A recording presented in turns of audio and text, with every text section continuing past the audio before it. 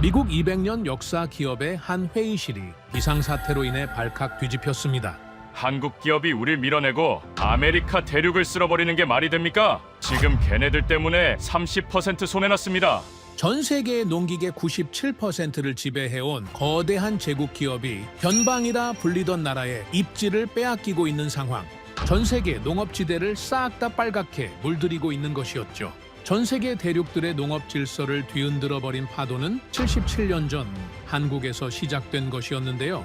해방 직후 호성이채 가시지도 않은 폐허 한복판. 마을 사람들은 고철 새덩이로 소가 끄는 쟁기를 대신한다던 한 사내를 보고 배를 잡고 웃었습니다. 고철 더미를 뒤적이던 청년의 이름은 김삼만. 하지만 그때부터 시작된 경남 진주의 작은 철공소의 망치 소리가 미국의 200년을 갈아엎어버린 것이었죠. 창사 이래 전 세계 농업계 최대 매출 기록, 북미 대륙 점유율 37% 돌파. 어떻게 전쟁 폐허에 한국인 망치 소리 하나로 그 거대한 전환점을 만들 수 있었을까요? 이야기를 시작하기 앞서 사연 속의 제작에 힘이 되는 구독과 좋아요 부탁드립니다. 한국을 응원하신다면 대한민국 화이팅! 이라고 아래 댓글로 남겨주세요. 저는 미국 농무부에서 30년간 산업정책 수석 자문관으로 일해온 로버트 가드너입니다. 아이오와주의 3대째 이어온 농부 집안에서 태어났습니다. 지금은 워싱턴에 살고 있지만 제 기억 속 고향 마당에는 언제나 커다란 녹색 트랙터가 서 있었습니다. 할아버지는 2차 세계대전에 참전하셨고 전쟁이 끝난 뒤 아이오와 땅으로 돌아와 그 녹색 트랙터로 농장을 일구셨습니다. 손이 굳고 등이 휘어도 그 기계만큼은 자랑스러워 하셨습니다. 아버지는 그 브랜드의 딜러십을 직접 운영하셨고 저는 어릴 때부터 트랙터 바퀴 사이를 뛰어다니며 자랐습니다. 쇳내와 기름 냄새가 뒤섞인 그 공간이 제게는 놀이터였고 동시에 교실이었습니다. 아버지는 늘 말씀하셨습니다. 녹색 트랙터는 미국 농부의 심장이다. 그 말이 저에게는 진리처럼 새겨졌습니다. 그러니 제게 그 녹색 트랙터는 단순한 기계가 아닙니다. 미국 농업의 자존심이자 우리 가족의 생계이자 이 나라의 힘 그 자체였습니다. 저는 평생 그 믿음 위에서 살아왔습니다. 188년의 역사를 가진 그 기업은 이 세상 어느 도전에도 흔들리지 않을 것이라고 저는 의심 한번 해본 적이 없었습니다. 의회 청문회에서 증언하고 FTC 반독점 자문에 참여하고 수십 편의 산업 보고서를 작성하면서도 그 믿음만큼은 흔들린 적이 없었습니다. 그런데 그날 아침 제 믿음에 처음으로 금이 가기 시작했습니다. CNBC 화면이 켜져 있던 사무실에서 저는 FTC 자문회의 자료를 검토하고 있었습니다. 두꺼운 서류 더미 위에 커피 잔을 올려놓은 채 창밖으로 워싱턴의 아침이 밝아오는 걸 느끼고 있었습니다. 화면 자막이 바뀌기도 전에 휴대전화가 울렸고 월가의 애널리스트 친구였습니다. 로버트 지금 뭐 보고 있어? 존디어 목표주가 하향 검토 들어갔어. 저는 피식 웃으며 말했습니다. 과민 반응이야? 농기계는 단기 변동에 흔들리는 업종이 아니라고. 그런데 친구는 웃지 않았습니다. 잠시 침묵이 흐른 뒤 그는 짧게 말했습니다. 이번엔 달라. 점유율 문제가 아니야. 구조가 깨지고 있어. 그 한마디에 저는 손에 들고 있던 서류를 내려놓았습니다. 전화를 끊고 나서도 한동안 그 말이 귓가를 맴돌았습니다. 구조가 깨지고 있다. 저는 30년 동안 이 산업의 구조를 분석해온 사람입니다. 그 말이 무엇을 의미하는지 누구보다 잘 알고 있었습니다. 단순히 매출이 떨어지거나 경쟁자가 등장한다는 뜻이 아닙니다. 기업이 서 있는 땅 자체가 흔들린다는 뜻입니다.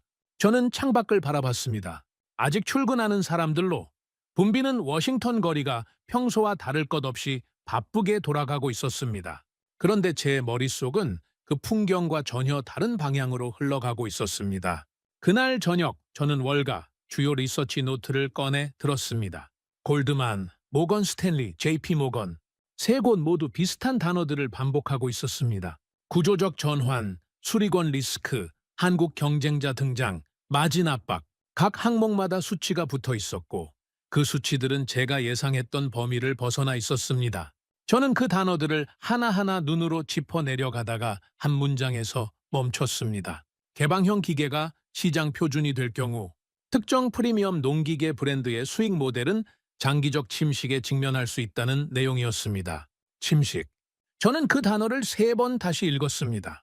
188년 역사를 가진 회사에 대해 월가가 침식이라는 단어를 사용하는 날이 올 것이라고는 저는 단 한 번도 상상해 본 적이 없었습니다. 그것은 단순한 경고가 아니었습니다. 월가의 언어에서 침식이라는 단어는 되돌리기 어려운 방향으로 무언가가 흘러가고 있다는 신호입니다. 손가락으로 화면을 천천히 스크롤했습니다. FTC 반독점 소송 제기 이후 주가 변동성이 확대됐고 그 시기에 맞물려 북미 시장에서 점유율 이동이 감지되고 있었습니다. 그리고 그 빈자리를 채우고 있는 한 이름, 한국 기업 대동, 북미 매출 18% 성장. 저는 처음엔 숫자를 의심했습니다. 일시적인 프로모션 효과이거나 시장 데이터 오류일 것이라고 생각했습니다. 그런데 월가 포럼 게시물들을 읽어 내려가면서 그 생각이 조금씩 흔들리기 시작했습니다. 어떤 포럼에는 이런 글이 올라와 있었습니다. 농민 반발이 장기화되면 브랜드 리스크로 이어진다. 한국 기업은 가성비를 넘어 철학으로 접근하고 있다. 철학. 저는 그 단어가 낯설었습니다. 농기계 시장에서 철학을 이야기하는 분석 보고서를 저는 30년 경력 동안 본 적이 없었습니다. 가격, 내구성, 서비스 네트워크, 부품 공급 속도. 이 산업에서 경쟁력을 말할 때 등장하는 단어들은 언제나 그런 것들이었습니다. 그런데 지금 시장은 철학을 이야기하고 있었습니다. 의자를 밀고 일어나 창밖을 바라봤습니다. 워싱턴의 늦은 밤, 불빛이 물처럼 번지고 있었습니다. 머릿속에서 자꾸 아이오와 농장 마당이 떠올랐습니다. 아버지가 말씀하시던 그 목소리도 함께였습니다. 우리는 세상에서 가장 좋은 기계를 만든다. 이 나라가 그걸 증명해왔어. 그 믿음 위에 지금 월가가 위험이라는 단어를 덧칠하고 있었습니다. 저는 자료 더미 속에서 대동이라는 기업의 이름을 다시 찾아 검색했습니다. 그리고 회사 연혁 페이지를 열었습니다. 창업 연도는 전쟁 직후였습니다. 나라 전체가 잿더미였던 시절, 누군가 고철을 모아 기계를 만들기 시작했다는 짧은 서술이 적혀 있었습니다. 자본금은 지금으로 환산해도 초라한 수준이었습니다. 공장이라고 부르기도 어려운 공간에서 망치 소리와 함께 시작된 기업이었습니다. 그 밑에 창업 이념 한 줄, 소를 대신할 기계를 만들겠다는 문장이었습니다. 저는 한참 동안 그 문장에서 눈을 떼지 못했습니다. 한국의 농촌에서 소는 단순한 가축이 아닙니다.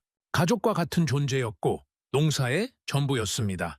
그 소를 대신할 기계를 만들겠다는 선언은 단순한 사업 아이템을 넘어 삶 전체를 바꾸겠다는 의지의 표현이었습니다. 월가는 공포를 감지했고 저는 뿌리를 확인해야겠다고 생각했습니다. 이것이 진짜라면 숫자만 봐서는 답이 나오지 않는다는 걸 저는 알았습니다. 188년의 상징이 흔들리고 있다면 그걸 흔드는 힘의 본질이 무엇인지 직접 확인해야 했습니다. 월가는 감정에 충성하지 않습니다. 국기에도 충성하지 않습니다. 오직 리스크만 봅니다. 그런 월가가 한국 기업의 이름을 위험 요소 목록에 올리기 시작했다는 것, 그것은 단순한 점유율 경쟁의 신호가 아니었습니다. 수익 모델 붕괴 가능성을 감지했다는 뜻이었습니다. 농민이 자기 기계를 스스로 고치지 못하게 막는 소프트웨어 정책. 그 단순하고도 근본적인 문제 하나가 시가총액 170조 원 규모의 기업, 수익 구조를 흔들기 시작하고 있었습니다. 저는 그날 밤 자료를 덮지 못하고 새벽까지 앉아 있었습니다. 리서치 노트를 펼쳤다가 닫고 대동 연혁을 열었다가 다시 수치 자료로 돌아오기를 반복했습니다. 30년 동안 쌓아온 저의 확신이 조용히 그러나 분명하게 흔들리는 밤이었습니다. 창업 연혁의 그 한 문장이 자꾸 눈앞에 아른거렸습니다. 소를 대신할 기계를 만들겠다. 이틀 뒤 월가에서 두 번째 리포트가 나왔습니다. 제목은 간결했습니다. 소형 농기계 시장에서 한국 브랜드가 고객 충성도를 확보하고 있다는 내용이었고 개방형 설계 리스크가 시장에서 과소평가되고 있다는 경고가 이어졌습니다. 그리고 딜러 이탈 가능성이라는 항목, 저는 그 항목에 밑줄을 그었습니다. 딜러 이탈. 이 산업에서 딜러는 단순한 판매 채널이 아닙니다. 농민과 제조사 사이의 신뢰를 잇는 연결고리입니다. 딜러가 흔들린다는 건 그 신뢰 구조 자체가 흔들린다는 뜻입니다. 제가 가장 오래 들여다본 문장은 이것이었습니다. 소형 마력대 시장 기반을 잃으면 장기적인 생태계 잠금 구조가 약화된다. 저는 그 의미를 정확히 이해했습니다. 소형 트랙터는 단순한 저가 상품이 아닙니다. 처음 농기계를 구매하는 농민이 진입하는 문입니다. 그 문을 잃는다는 건 미래 고객 기반 전체가 무너질 수 있다는 뜻입니다. 일시적 점유율 하락이 아니라 생태계 전체의 침식. 저는 30년 동안 이 산업을 분석해왔고 그 논리가 틀리지 않았다는 걸 너무나 잘 알고 있었습니다. 그 주 내내 불편한 감정이 저를 따라다녔습니다. 저는 오랫동안 미국 농기계 산업이 세계 최고라고 확신해왔습니다. 기술도 있었고 자본도 있었고 브랜드 신뢰도 있었습니다. 경쟁이 없었던 건 아니지만 구조적 위협이라는 단어를 떠올려 본 적은 없었습니다. 그런데 지금 월가가 한국 기업을 그 단어로 분류하고 있었습니다. 저는 처음으로 이런 생각을 떠올렸습니다. 어쩌면 우리가 너무 오랫동안 독점 구조에 안주해온 건 아닐까. 그 생각은 불편했지만 떨쳐낼 수가 없었습니다.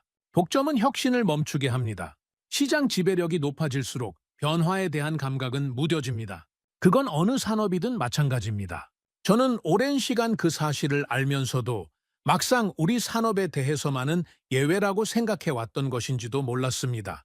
스스로 분석가라고 자부해온 사람으로서 그건 쉽게 인정하기 어려운 깨달음이었습니다.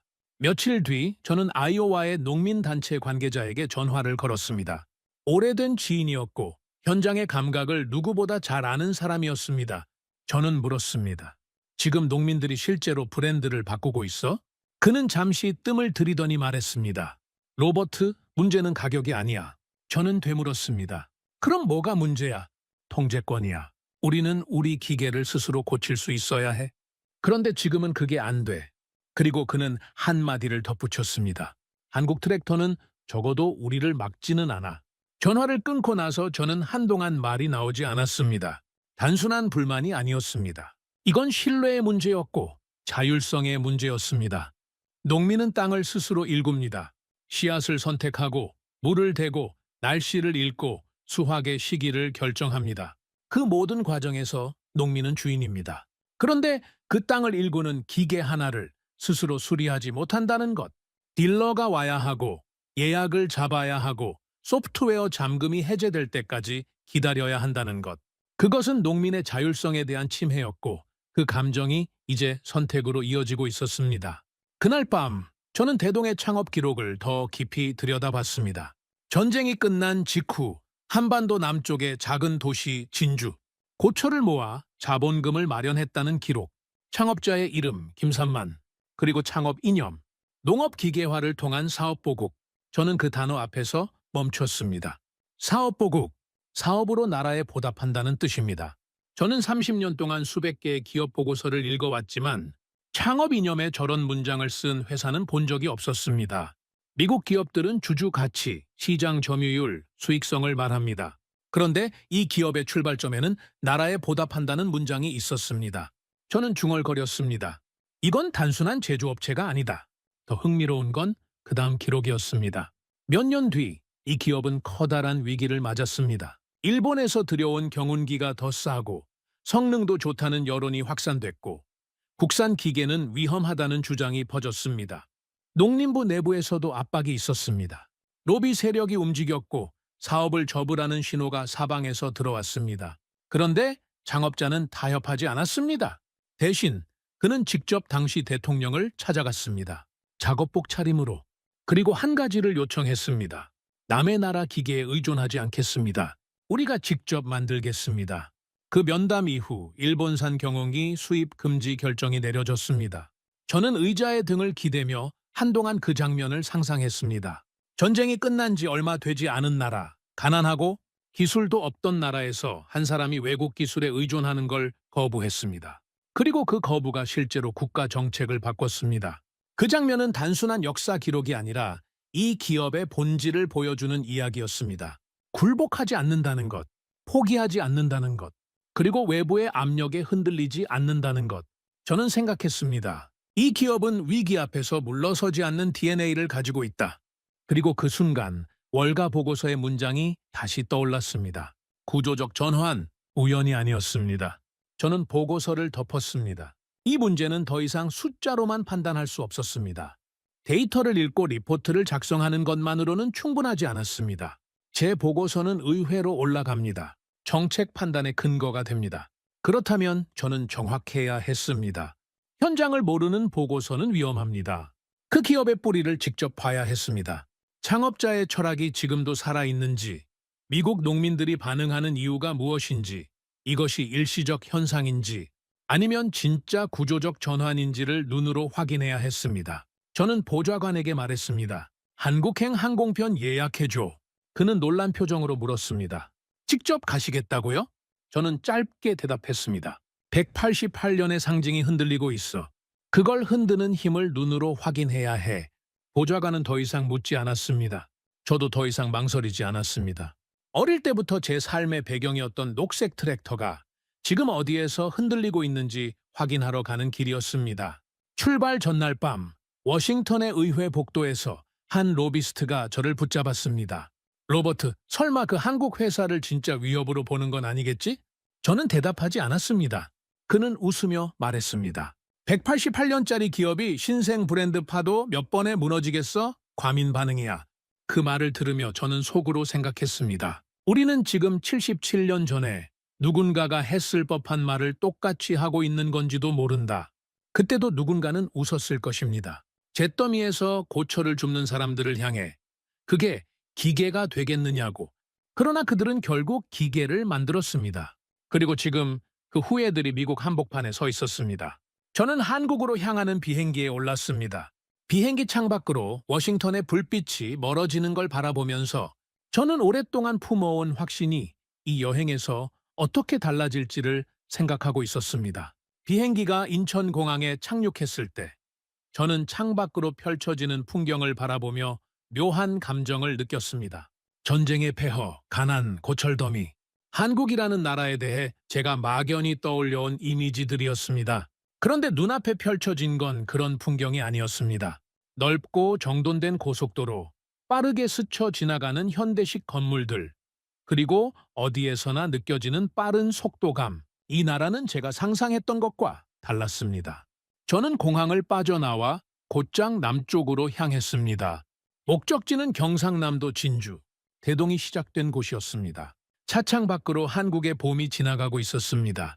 산과 들이 연초록으로 물들어 있었고 그 풍경은 아이오와의 평원과는 전혀 다른 결이었지만 땅에서 피어오르는 생명의 감각만큼은 어딘가 닮아 있었습니다. 저는 이동하는 내내 창업자 김삼만에 대한 기록을 다시 읽었습니다. 전쟁이 끝난 직후 진주라는 작은 도시에서 고철을 모아 기계를 만들기 시작한 한 사람, 그 출발이 어디까지 이어졌는지를 저는 이제 직접 확인하러 가고 있었습니다. 진주에 도착한 건 오후였습니다. 도시는 조용하고 단정했습니다. 안내를 맡은 직원이 저를 먼저 데려간 곳은 최신 설비가 갖춰진 공장이 아니었습니다. 본사 건물 한쪽 작은 전시실이었습니다.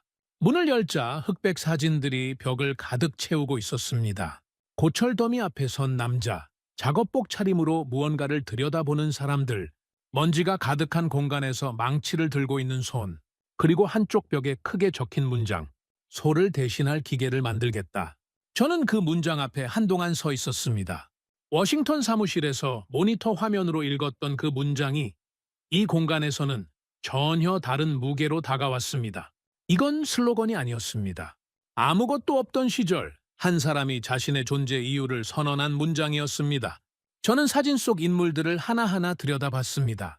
그 얼굴들에는 대단한 자신감 같은 건 없었습니다. 다만 무언가를 향해 묵묵히 나아가는 사람들의 표정이 있었습니다. 전시실을 나온 뒤 저는 기록실로 안내받았습니다. 창업 초기의 문서들, 당시 생산 기록, 그리고 가장 극적인 시기의 자료들이 정리되어 있었습니다. 저는 한 항목 앞에서 멈췄습니다. 창업 이후 몇 년이 지났을 무렵의 위기 기록이었습니다. 당시 한국 농업 현장에서는 일본산 경운기를 수입하자는 압박이 거세게 몰아쳤습니다. 외국에서 들여오는 기계가 더 싸고 성능도 낮다는 여론이 확산됐습니다. 국산은 믿을 수 없다는 말이 공공연하게 떠돌았고 정부 안에서도 수입 쪽으로 기울어진 목소리가 나왔습니다. 그 압박 앞에서 이 기업이 선택할 수 있는 길은 사실상 두 가지였습니다. 외국 기술에 무릎을 꿇고 협력 관계를 맺거나 아니면 버티거나. 창업자는 버티는 쪽을 선택했습니다. 그것도 방어적으로 버티는 게 아니라 직접 앞으로 나아가는 방식으로. 그는 당시 대통령을 직접 찾아갔습니다. 로비스트를 통해서도 아니고 서류를 통해서도 아니었습니다. 작업복을 입은 채로 직접 그리고 말했습니다. 남의 나라 기계에 의존하지 않겠습니다. 우리가 직접 만들겠습니다. 그 면담 이후 일본산 경웅이 수입 금지 결정이 내려졌습니다. 저는 그 기록을 읽으며 한동안 말을 잃었습니다. 워싱턴 출발 전날 밤 의회 복도에서 그 로비스트가 웃으며 했던 말이 떠올랐습니다. 188년짜리 기업이 신생 브랜드 파도 몇 번에 무너지겠어? 저는 속으로 생각했습니다. 우리는 지금 그 로비스트와 같은 자리에 서 있는 건지도 모릅니다. 당시 일본산 경운기를 수입하자고 주장했던 사람들도 같은 논리를 폈을 것입니다. 더 싸고 더 검증됐고 더 안전하다. 그런데 창업자는 그 논리에 굴복하지 않았습니다. 굴복하지 않는다는 것, 그것 자체가 이미 경쟁이었습니다. 저는 기록을 덮고 전시실 쪽을 바라봤습니다. 흑백 사진 속 작업복 차림의 그 남자, 그는 거인과 맞서는 자신이 얼마나 작은지 알고 있었을 것입니다. 그러나 그는 뒤로 물러서지 않았습니다. 이튿날 저는 공장 견학을 마친 뒤 한 사람을 만났습니다. 창업자 김삼만의 손자였습니다. 그는 조용하고 단단한 인상이었습니다. 저는 단도직입적으로 물었습니다. 창업자께서 가장 강조하셨던 게 무엇입니까? 그는 잠시 생각하더니 말했습니다. 할아버지는 늘 이런 말씀을 하셨습니다. 기계는 농부의 주인이 되면 안 된다. 저는 그 문장을 듣는 순간 아이오와 농민 단체 관계자가 했던 말이 겹쳐졌습니다. 통제권이야. 우리는 우리 기계를 스스로 고칠 수 있어야 해. 두 사람은 서로를 모릅니다. 한 사람은 한국의 창업자이고 한 사람은 아이오와의 농민입니다. 그런데 두 사람이 하는 말의 뿌리는 같았습니다. 기계는 농부를 위한 도구여야 한다는 것. 농부가 기계에 종속되어서는 안 된다는 것. 저는 다시 물었습니다. 그 말이 지금도 유효합니까? 그는 고개를 끄덕이며 말했습니다. 그래서 우리는 잠그지 않습니다. 그 한마디가 제 머릿속에서 한동안 울렸습니다. 잠그지 않는다. 월가 리포트에서 읽었던 단어가 다시 떠올랐습니다. 개방형 설계, 전략이 아니었습니다. 이건 창업자가 남긴 말이 지금까지 이어져 내려온 것이었습니다. 유전이라고밖에 표현할 수 없었습니다. 그날 저녁 저는 숙소에 돌아와 한참 동안 창밖을 바라봤습니다. 진주의 밤은 조용했습니다. 멀리 남강의 불빛이 물 위에 번지고 있었습니다. 저는 노트를 꺼내 몇 가지를 적었습니다. 이 기업은 처음부터 농민의 편에 서겠다는 방향을 갖고 있었다. 그 방향이 지금의 개방형 설계로 이어졌다. 미국 농민들이 이 브랜드에 반응하는 건 가격 때문이 아니다. 그들은 자신들과 같은 방향을 가진 기업을 알아보고 있는 것이다. 저는 펜을 내려놓고 눈을 감았습니다. 워싱턴에서 출발하기 전 의회 복도에서 들었던 그 말이 다시 떠올랐습니다. 188년짜리 기업이 신생 브랜드 파도 몇 번에 무너지겠어? 저는 이제 그 말이 왜 위험한지를 알고 있었습니다. 거인은 자신이 거인이라는 사실에 취해 있습니다. 그래서 늦게 반응합니다. 그리고 반응이 느는 사이 도전자는 이미 자리를 잡습니다. 77년 전에도 그랬습니다. 그리고 지금도 같은 일이 조용히 반복되고 있었습니다. 한국에서의 사흘째 아침, 미국에서 메시지가 하나 들어왔습니다. 존 디어의 고위 임원이 한 산업 포럼에서 발언했다는 내용이었습니다. 일부 해외 기업이 가격으로 시장을 흔들고 있지만 진정한 기술력과 생태계는 쉽게 복제할 수 없다는 발언이었습니다. 월가는 즉각 해석을 내놓았습니다. 경쟁자의 존재를 공식적으로 인정했다는 것, 그리고 발언의 톤이 방어적이라는 것. 저는 화면을 끄고 전시실 쪽을 바라봤습니다. 흑백 사진 속 망치를 든 손. 그들은 이미 한 번 거인을 상대로 버텨낸 경험이 있었습니다. 그리고 지금 새로운 거인이 처음으로 그들을 향해 발언하기 시작했습니다. 전쟁은 끝난 적이 없었습니다. 상대만 바뀌었을 뿐이었습니다. 한국에서 돌아온 지 일주일이 지났습니다.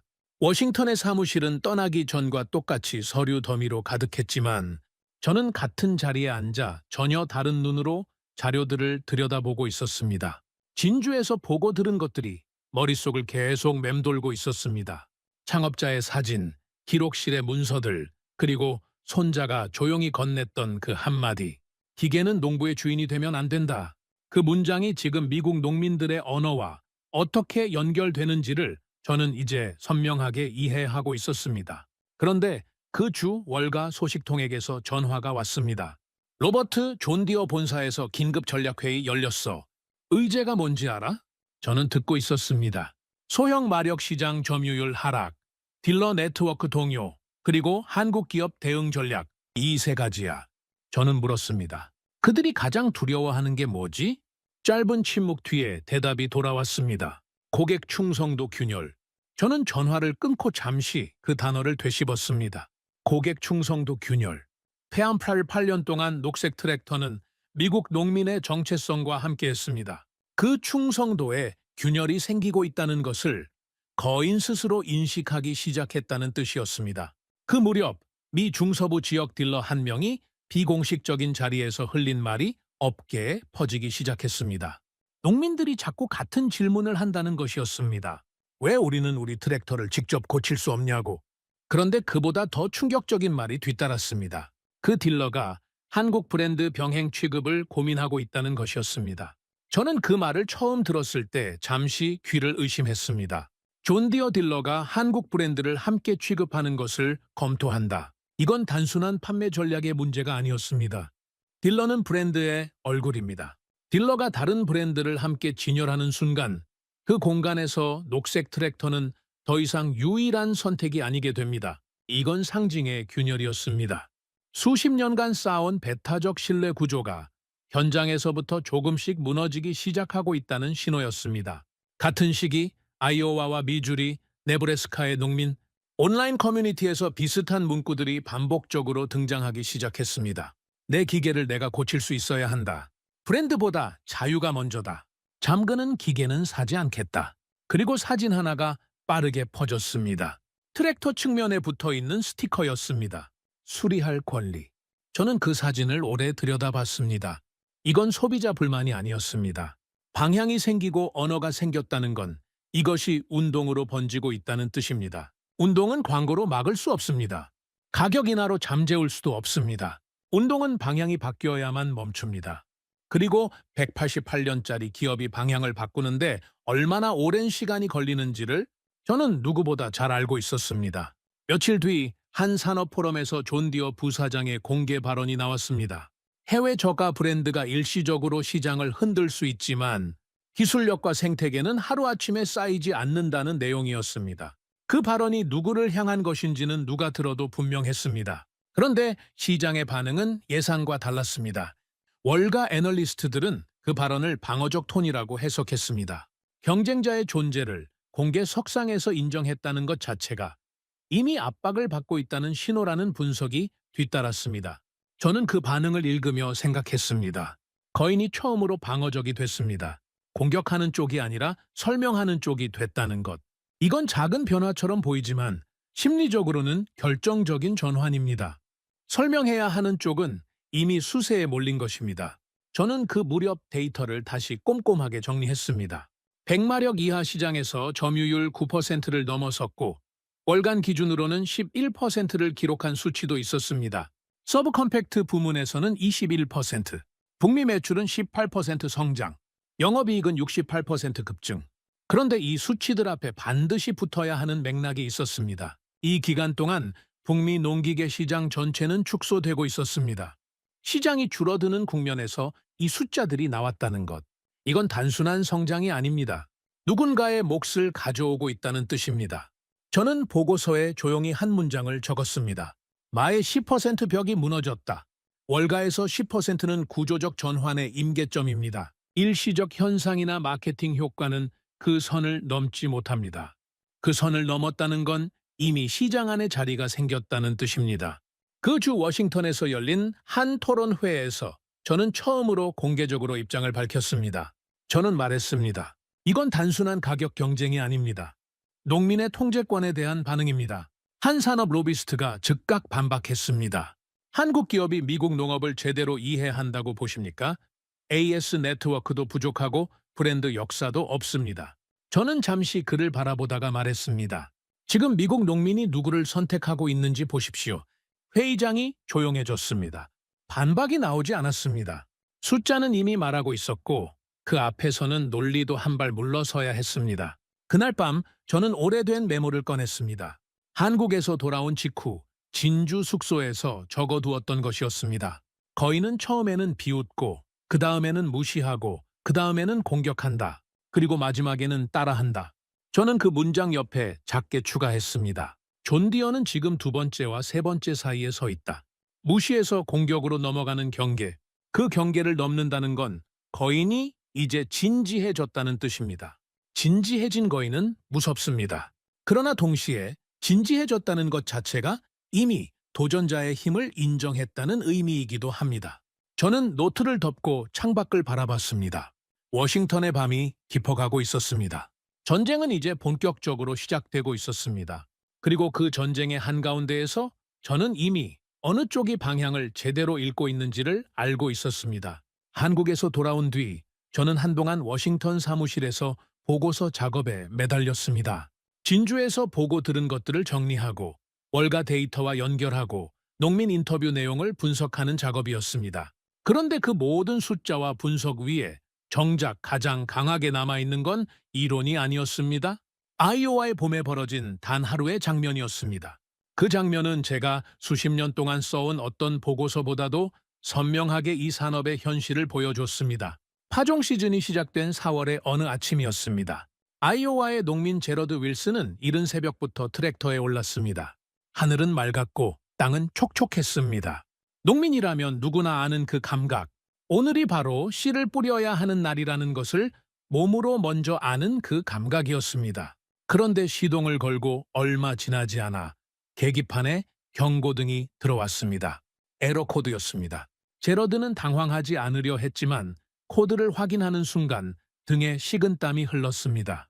소프트웨어 잠금, 딜러를 통해서만 해제할 수 있는 오류였습니다. 그는 즉시 딜러에게 전화를 걸었습니다.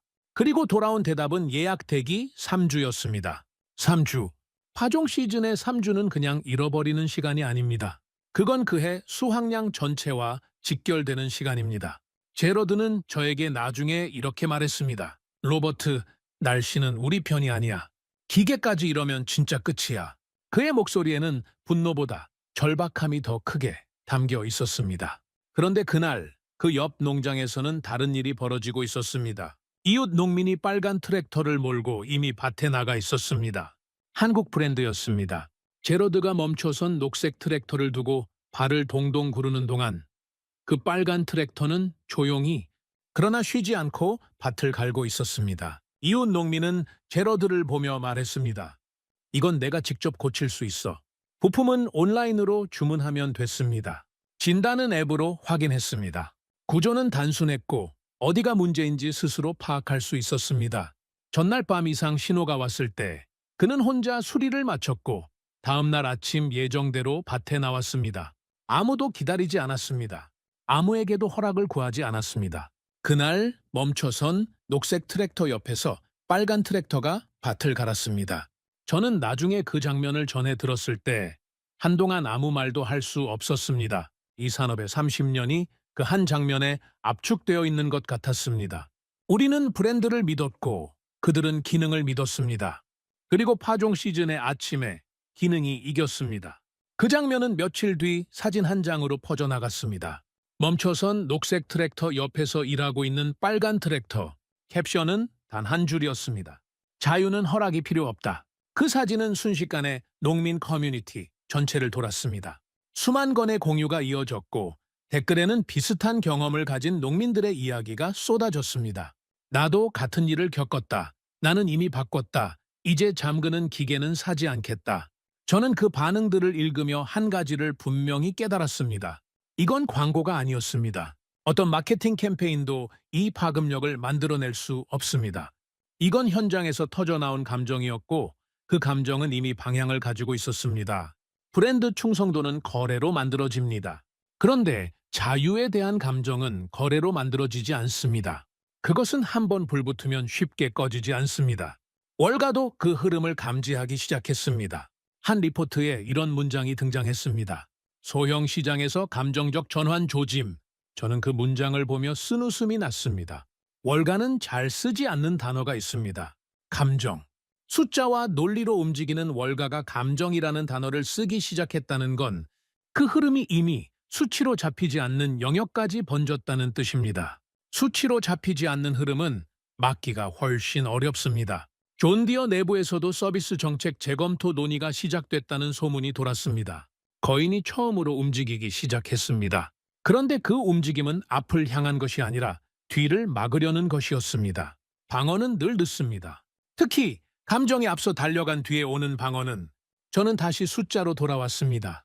서브컴팩트 점유율 21%, 북미 매출 18% 증가, 영업이익 68% 급증, 월간 점유율 11% 유지. 시장이 축소되는 국면에서 이 수치들은 단순한 성장 지표가 아니었습니다. 저는 보고서에 이렇게 적었습니다. 농민의 선택이 바뀌고 있다. 이건 이동이다. 이탈이 아닙니다. 이탈은 불만에서 시작됩니다. 이동은 방향에서 시작됩니다. 지금 농민들은 불만 때문에 떠나는 게 아니라 더 나은 방향을 발견했기 때문에 움직이고 있었습니다. 그 차이는 매우 중요합니다. 불만은 해소될 수 있습니다. 그러나 방향은 한번 바뀌면 되돌리기가 어렵습니다. 그 무렵 제러드가 저에게 다시 전화를 걸어왔습니다. 파종을 결국 늦게 시작했고 올해 수확에 일부 영향이 있을 것 같다고 했습니다. 그리고 그는 말했습니다. 로버트, 난 미국을 사랑해. 하지만 내 농장은 내가 지켜야 해. 저는 그 말을 듣고 말없이 고개를 끄덕였습니다. 이건 반미가 아닙니다. 이건 생존입니다. 농민이 자신의 농장을 지키기 위해 선택한 도구가 한국에서 왔다는 것. 저는 그 사실 앞에서 오랫동안 아무 말도 하지 않았습니다. 분노도 반박도 떠오르지 않았습니다. 다만 이 현실을 제대로 기록해야 한다는 생각만 남았습니다. 제 보고서를 읽을 의회 관계자들이 이 장면을 이해해야 한다고 생각했습니다. 숫자 뒤에 이런 하루가 있다는 것을. 여름이 시작될 무렵 존 디어가 움직였습니다. 조용한 움직임이 아니었습니다. 공개 발표였습니다. 일부 소프트웨어 접근 권한을 완화하겠다는 내용, 서비스 정책 개선을 검토하겠다는 내용, 소형 트랙터 금융 조건을 낮추겠다는 내용, 그리고 한시적 가격 프로모션. 월가는 즉각 반응했습니다. 방어적이지만 공격적이라는 해석이 나왔습니다. 저는 그 발표를 읽으며 한 가지를 먼저 확인했습니다. 소프트웨어 접근 완화. 농민들이 수년 동안 요구해온 것이었습니다. 그런데 그 요구가 받아들여진 시점이 언제냐는 것. 경쟁자가 등장하고 점유율이 흔들리고 월가 보고서에 침식이라는 단어가 등장한 이후였습니다. 농민의 목소리는 처음부터 있었습니다. 그런데 거인은 그 목소리를 듣지 않다가 숫자가 흔들리자 비로소 반응했습니다. 그 순서. 저는 그 순서가 이미 많은 것을 말해주고 있다라고 생각했습니다. 존 디어는 동시에 딜러 네트워크를 압박하기 시작했습니다. 인센티브를 강화하고 경쟁 브랜드 취급을 자제하도록 유도하며 마케팅 지원을 확대했습니다. 그 압박에 흔들렸던 몇몇 딜러들은 다시 입장을 바꿨습니다. 한국 브랜드 병행 취급을 검토하겠다던 딜러 일부가 결국 녹색 깃발을 내리지 않기로 했습니다. 시장이 다시 출렁이기 시작했습니다. 저는 그 상황을 지켜보며 생각했습니다. 이게 진짜 전쟁이다. 전선이 생겼고 양쪽이 모두 자원을 투입하고 있습니다. 이런 상황에서 중간에 서 있는 딜러들은 어느 쪽의 압박이 더 강한지를 계산합니다. 단기적으로는 188년의 역사와 거대한 인센티브를 가진 쪽이 유리할 수 있습니다. 그러나 장기적으로는 농민의 선택이 방향을 결정합니다. 그리고 농민의 선택은 이미 조금씩 달라지고 있었습니다. 그런데 바로 그 시점에 저는 예상하지 못했던 자료를 받았습니다. 월가에서 나온 대동 재무 분석 리포트였습니다. 제목이 눈에 들어왔습니다. 성장하는 한국 도전자. 그런데 완충자에는 충분한가? 저는 천천히 읽어 내려갔습니다. 매출은 성장하고 있었습니다. 영업이익도 급증하고 있었습니다. 그런데 순이익은 여전히 적자였습니다. 부채 총계는 상당한 수준이었고 차입금 의존도가 높았으며 신용등급 전망이 부정적으로 평가되어 있었습니다. 빠른 확장이 재무 체력보다 앞서가고 있다는 분석이었습니다. 저는 화면을 오래 바라봤습니다. 성장은 진짜였습니다. 그러나 성장이 지속되려면 버티는 힘이 있어야 합니다. 특히 거인이 본격적으로 방역을 시작한 지금, 가격 압박과 마케팅 전쟁이 동시에 몰려오는 지금, 빠르게 달리고 있지만 숨이 가쁜 주자. 저는 그 이미지가 머릿속에서 쉽게 지워지지 않았습니다. 아이오와의 농민 모임에서도 혼란이 시작됐습니다. 존 디어가 정책을 바꾸겠다고 했으니 조금 더 기다려보자는 의견이 나왔습니다. 이미 한국 브랜드로 바꾼 농민들은 지금 결정에 만족한다고 했습니다. 아직 결정을 내리지 못한 농민들은 양쪽 이야기를 듣고 더 혼란스러워했습니다. 선택이 갈리기 시작했습니다. 이건 혁명이 아니었습니다. 혁명은 하나의 방향으로 쏠립니다. 지금 벌어지는 건 혼전이었습니다. 아직 어느 쪽도 완전히 이기지 않은, 그래서 더 팽팽하고 더 불안한 싸움이었습니다. 그 무렵 저는 한 경제 토론 프로그램에 나가게 됐습니다. 패널 중에는 존 디어 측 입장을 대변하는 분석가가 있었습니다. 그는 자신 있게 말했습니다. 한국 기업의 확장 속도가 재무 안정성을 앞서고 있습니다. 장기전에서 버티기 어렵습니다. 저는 조용히 답했습니다. 맞습니다. 재무 리스크는 실제합니다. 그러나 농민의 선택은 이미 이동하고 있습니다. 그는 웃으며 반박했습니다. 감정은 오래가지 않습니다. 결국 브랜드와 네트워크로 돌아옵니다. 저는 그 말에 바로 대답하지 않았습니다. 잠시 후 저는 말했습니다. 자유에 대한 감정은 다릅니다. 그것은 한번 깨어나면 쉽게 잠들지 않습니다. 토론이 끝난 뒤 저는 혼자 남아 한동안 앉아 있었습니다. 양쪽 모두 틀리지 않았습니다. 도전자의 재무 리스크는 진짜였고 농민의 감정 이동도 진짜였습니다. 문제는 어느 쪽이 먼저 한계에 부딪히느냐였습니다. 거인의 방어가 도전자의 재물을 먼저 무너뜨릴 것인가, 아니면 농민의 이동이 거인의 생태계를 먼저 침식할 것인가. 저는 그 답을 아직 알 수 없었습니다. 밤늦게 사무실에 돌아와 자료를 다시 펼쳤습니다. 매출은 성장 중이고 영업이익은 급증했지만 순손실은 이어지고 있었습니다. 부채 부담은 여전했습니다. 저는 두 개의 문장을 나란히 적었습니다. 도전자는 빠르게 달리고 있다. 그러나 폭풍 속에서 얼마나 버틸 수 있을까? 거인은 움직였다. 그러나 늦었다는 느낌이 지워지지 않는다. 그해 가을 금리 인하 기대와 농산물 가격 반등 조짐이 동시에 감지됐습니다. 시장 전체가 다시 출렁일 수 있는 변수들이 쌓이고 있었습니다. 존 디어는 방어 중이었고 대동은 확장 중이었고 월가는 관망하고 있었습니다. 저는 깨달았습니다. 이건 당의 승부가 아닙니다. 체력과 철학, 둘 다 시험받고 있는 전쟁이었습니다. 그리고 그 시험 속에서 진짜 실력이 드러나기 시작할 것이었습니다. 가을이 깊어지던 무렵 연준이 금리 인하 사이클에 들어갔습니다. 작은 뉴스처럼 보일 수 있었지만 농기계 업계에 종사하는 사람이라면 그 의미를 즉각적으로 이해했습니다. 농기계는 전형적인 할부 시장입니다. 트랙터 한 대의 가격은 소형이라도 수천만 원을 넘고 대형은 억 단위를 훌쩍 넘습니다. 금리가 높으면 농민은 구매를 미룹니다. 금리가 내려가면 억눌렸던 수요가 한꺼번에 터져 나옵니다. 저는 그 신호가 나오던 날 아침, 오랫동안 보지 않았던 농민 커뮤니티 게시판을 열었습니다. 분위기가 달라져 있었습니다. 교체를 미뤄왔던 사람들이 이제 움직이려 한다는 글들이 보였습니다. 저는 직감했습니다. 억눌렸던 수요가 터진다. 그리고 그 수요가 어느 방향으로 흐르느냐에 따라 이 전쟁의 1라운드 승자가 결정될 것이었습니다. 그 예감은 빠르게 현실이 됐습니다. 아이오와, 캔자스, 텍사스, 중서부 농업 지대 딜러들의 데이터에서 이상 징후가 감지됐습니다. 소형 트랙터 주문이 급격히 늘어나고 있었고 그 중에서 빨간 트랙터의 대기 물량이 눈에 띄게 쌓이기 시작했습니다. 기존의 녹색 트랙터를 써온 농민들 일부가 이번 교체 시즌에 방향을 바꾼다는 정보도 들어왔습니다. 한 농민은 딜러에게 이렇게 말했다고 했습니다. 이번엔 확실히 바꾼다. 이제 잠그는 기계는 안 산다. 그 말은 개인의 결정이 아니었습니다. 커뮤니티 안에서 비슷한 말들이 동시에 울리고 있었습니다. 이건 개별 선택의 합산이 아니라 집단 이동이었습니다. 방향이 생긴 흐름은 개별 판매 전략으로 막을 수 없습니다. 그 흐름은 이미 댐을 넘어서고 있었습니다. 저는 월간 데이터를 다시 꺼내 확인했습니다. 지난 몇 달간의 수치를 순서대로 늘어놓았습니다. 11%, 10.8%, 11.2%. 저는 그 숫자들을 오래 들여다봤습니다. 일시적인 스파이크가 아니었습니다. 한 달치 이벤트성 프로모션이었다면 수치는 오르고 내리기를 반복했을 것입니다. 그런데 이 수치는 흔들리지 않았습니다. 연평균 10%에 근접한 수준이 고착되고 있었습니다. 저는 펜을 들어보고서 여백에 적었습니다. 구조적 발판 확보. 월가 보고서 제목도 같은 방향으로 바뀌어 있었습니다.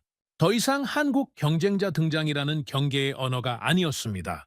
구조적 발판 확보라는 이미 자리가 생겼다는 언어였습니다. 그들은 들어온 게 아니었습니다. 자리를 잡았습니다. 그 차이는 결정적입니다.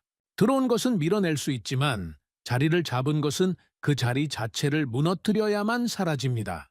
존 디어는 그 사이 소프트웨어 접근 정책 일부 완화를 공식적으로 발표했습니다. 저는 그 발표가 나왔을 때 농민 커뮤니티의 반응을 먼저 확인했습니다. 감사하다는 반응이 아니었습니다. 왜 이제야냐는 반응이었습니다. 수년 동안 요구해온 것이었고 수년 동안 무시당해온 것이었습니다. 그것이 경쟁자가 등장한 이후에야 받아들여졌다는 사실을 농민들은 알고 있었습니다. 양보는 약자가 하는 것이 아닙니다. 그러나 압박에 의해 끌려나온 양보는 강자를 더 이상 강자처럼 보이지 않게 만듭니다. 거인의 양보는 도전자의 정당성을 강화했습니다. 농민들은 생각했습니다. 우리가 목소리를 냈을 때는 듣지 않더니 선택을 바꾸기 시작하자 움직였다. 그렇다면 우리의 선택이 맞았다. 그 인식이 퍼지는 순간 브랜드 신뢰를 되찾는 건 더 어려워집니다. 그리고 그 무렵 한국에서 자료 하나가 도착했습니다. 저는 메일을 열고 첨부 파일을 확인했습니다. 자율주행 트랙터 개발 현황이었습니다. GPS 없이 카메라 기반으로 작동하는 시스템, 레벨 4 수준의 완전 무인 자율주행, 이듬해 상반기 상용화 목표, 그리고 인공지능 기반 정밀농업 솔루션과의 통합. 저는 화면을 오래 바라봤습니다. 처음에는 제대로 읽은 건지 의심했습니다. GPS 없이 카메라만으로 자율주행, 레벨 4, 상용화. 이건 더 이상 가성비 소형 트랙터 이야기가 아니었습니다. 이건 테크 기업의 선언이었습니다. 저는 한 가지를 생각했습니다.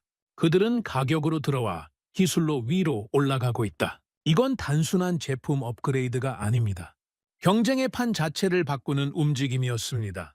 가격 경쟁에서는 자본이 많은 쪽이 유리합니다. 그런데 기술 경쟁에서는 방향을 먼저 읽은 쪽이 유리합니다. 저는 그 자료를 받고 나서 한동안 자리에서 일어나지 않았습니다. 진주 전시실에서 봤던 흑백 사진들이 떠올랐습니다. 고철 더미, 망치, 먼지 가득한 공간, 그리고 지금 카메라 기반 자율주행 트랙터.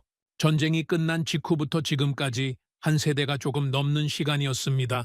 그 시간 동안 이 기업이 걸어온 거리를 저는 이제 조금은 이해할 수 있었습니다.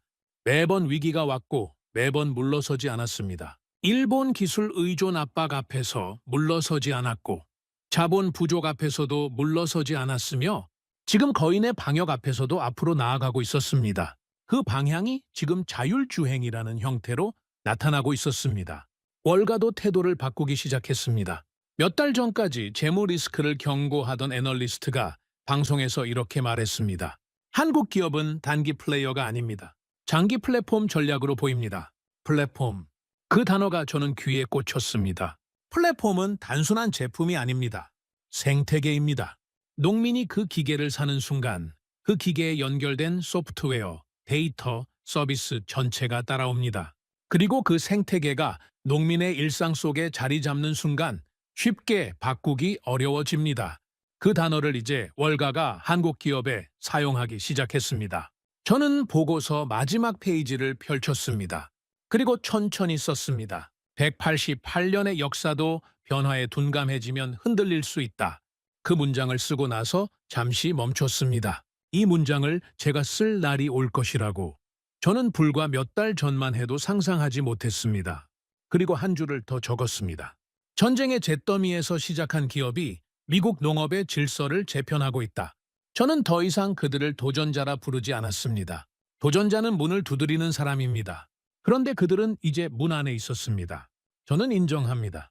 처음에 저는 그들을 오해했습니다.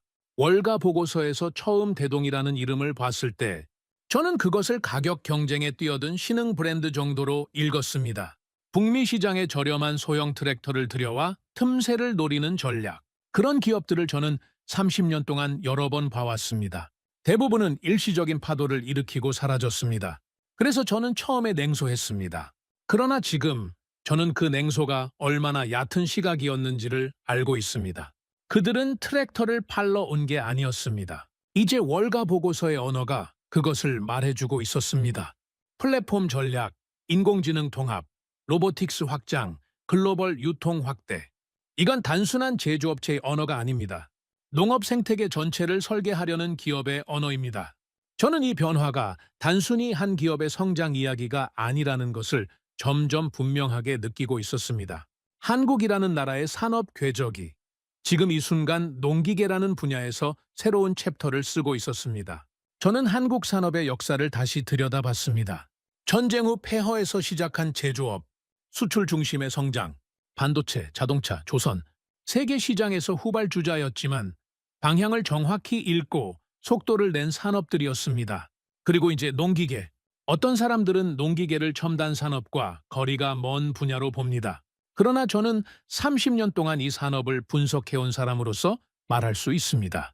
농기계는 식량 안보와 직결되고 농업 데이터와 연결되며 자율주행과 인공지능이 가장 실질적으로 적용되는 분야 중 하나입니다. 이 분야에서 플랫폼을 선점하는 기업은 미래 농업의 표준을 설계하는 위치에 서게 됩니다. 그 의미를 저는 이제 분명히 이해하고 있었습니다. K트랙터는 제품이 아니라 상징이었습니다. 한국 제조업이 단순 생산을 넘어 기술 플랫폼으로 이동하고 있다는 신호였습니다. 자율주행 트랙터 자료를 받은 이후 저는 그 기술의 의미를 더 깊이 들여다봤습니다. GPS 없이 카메라만으로 작동하는 자율주행. 이건 단순히 트랙터가 스스로 움직인다는 이야기가 아닙니다. GPS는 외부 인프라에 의존합니다. 신호가 약하거나 차단되면 작동이 불안정해집니다. 그런데 카메라 기반 시스템은 기계 자체가 환경을 인식하고 판단합니다. 외부에 의존하지 않습니다. 스스로 봅니다. 저는 그 설계 철학이 어디에서 왔는지를 이제 알고 있었습니다. 창업자가 외국 기술 의존을 거부했던 그 정신, 남의 나라 기계에 의존하지 않겠다는 그 선언, 그것이 수십 년이 지난 지금 외부 인프라에 의존하지 않는 자율주행 시스템으로 이어지고 있었습니다. 우연이 아니었습니다. 방향이 있었습니다. 미국 안에서도 변화가 감지되기 시작했습니다. 농기계 스타트업들이 개방형 설계를 채택하기 시작했습니다. 소비자 직접 수리 가능, 표준화된 소프트웨어 인터페이스, 부품 개방 공급. 이건 단순한 유행이 아니었습니다. 시장이 방향을 바꾸고 있다는 신호였습니다. 그리고 월가는 그 흐름을 한 문장으로 정리했습니다. 한국의 규율, 실리콘밸리의 속도. 저는 그 문장을 읽고 고개를 끄덕였습니다. 규율은 오랜 시간이 만들어냅니다. 위기 앞에서 물러서지 않은 역사, 의존을 거부한 결정들, 농민의 편에 서겠다는 방향. 그 모든 것이 쌓여 규율이 됩니다. 속도는 기술이 만들어냅니다. 인공지능, 자율주행, 정밀농업, 그 두 가지가 결합되고 있었습니다. 저는 오래된 기억 하나를 떠올렸습니다. 아이오와 농장 마당의 아침이었습니다. 아버지가 트랙터 바퀴를 손으로 두드리며 말씀하셨습니다. 이 기계가 없으면 우리 농장은 없어. 그 말은 사실이었습니다. 기계가 없으면 농장은 멈춥니다. 그런데 저는 지금 그 말에 한 가지를 더하게 됐습니다. 기계를 통제하지 못하면 기계가 오히려 농장을 멈추게 합니다. 제러드 윌슨의 파종 시즌 아침이 그 증거였습니다. 그리고 그 문제를 77년 전 창업자가 이미 알고 있었다는 것. 기계는 농부의 주인이 되면 안 된다. 그 철학이 지금 미국 농민들의 선택과 만나고 있었습니다. 2026년 2월, 저는 최종 보고서의 마지막 페이지를 썼습니다. 보고서는 의회로 올라갈 것이었습니다. 저는 천천히, 그러나 확신을 갖고 썼습니다. 미국 농업은 여전히 강하다. 그러나 더 이상 독점적이지 않다. 그리고 마지막 문단, 전쟁의 잿더미에서 시작한 기업이 기술과 철학으로 미국 시장의 구조적 발판을 마련했다. 이것은 단순한 점유율 변화가 아니라 산업 질서의 재편 신호다. 미국이 이 전환을 외면한다면 우리는 다음 세대의 농업 표준을 설계하는 자리를 내어주게 될 것이다. 저는 펜을 내려놓고 창밖을 바라봤습니다. 워싱턴의 2월 차가운 하늘 아래 도시는 여전히 바쁘게 돌아가고 있었습니다. 저는 한때 미국이 항상 앞선다고 믿었습니다. 역사가 길수록, 자본이 클수록, 브랜드가 강할수록 앞선다고 생각했습니다. 그런데 저는 이제 압니다. 앞선다는 건 먼저 시작한 자의 특권이 아닙니다. 먼저 변한 자의 자격입니다. 진주의 흑백 사진 속 그 남자는 아무것도 없는 자리에서 시작했습니다. 그러나 그는 방향을 알고 있었습니다.